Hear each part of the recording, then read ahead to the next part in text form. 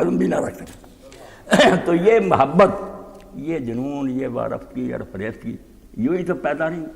حضور کے کمالات میں اتنی کشش تھی، جذب تھا، جس نے دیکھا پر دیوانہ ہو گیا۔ پیش قدم وچ عالم ہویا جس نے او رخ تکیا۔ یہ پنجابی کی نعت سنیں نا، مولوی غلام حسن فرماتے ہیں جس نے اچھی طرح چہرہ دیکھا۔ سیرت کی کتابوں میں آپ دیکھتے ہیں نا کہ مدینہ شریف آپ گئے تو پہلی مجلس میں عبداللہ بن سلام یہودیوں کے عالم تھے، بڑے عالم تھے، وہ ان کو اپنا چوٹی کا عالم سمجھتے تھے۔ حاضر ہوئے، رسول کریم علیہ السلام کے چہرہ انور کو دیکھتے ہی ابھی کچھ نہیں پوچھا، یہی کہا کہ اللہ کی قسم یہ جھوٹے آدمی کا چہرہ ہو سکتا ہے؟ یہ چہرہ ہی دعائی دے رہا کہ یہ اللہ کی طرف سے نور برس رہا ہے، اندر اطمینان ہے، اپنے عقیدے پر یقین ہے، بصیرت ہے، اسی لیے روشن، تاریکی اور سیاہی نہیں۔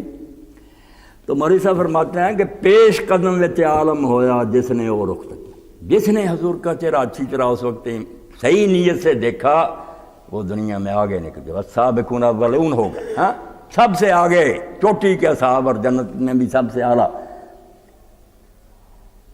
پیش قدم وچ عالم ہویا جس نے او رخ تکیا، تہینے لیخ تو رون جسا ہے او خود دیکھ نہ سکیا۔ جس کی قسمت خراب تھی، بد نصیب، دیکھ ہی نہیں سکے، ساری عمر پاس رہے، نہیں یتیم ہے، وہی ہے نا فلاں ہے، بس انہی جھگڑوں میں پڑے رہے، نامراد میں۔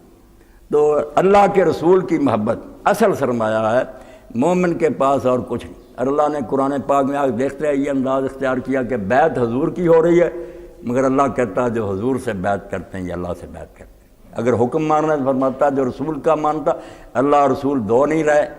اور سورہ النساء میں صاف فرمایا کہ جو اللہ اور رسول میں فرق کرنا چاہتے ہیں پکے کافر۔ وہ فرق یہ نہیں کہ وہ اللہ نہیں اور یہ بندہ نہیں، وہ فرق ہے، مگر اب یہ ایک ہو چکے ہیں، بریکٹ ہو چکے ہیں۔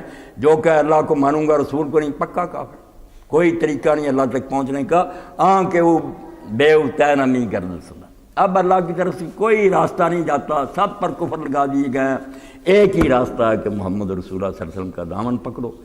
اس لیے اس دامن کو چھوڑنا، دامنش از دست دادن مردنس، یہ ہاتھ سے چھوٹ گیا مر گیا، موت ہو۔ چون گرز باد خزاں افسردنس، جیسے خزاں کی ہوا سے پتیاں پھول کی جھڑ جاتی ہیں، امت برباد ہو جائے گی جب یہ محبت بھی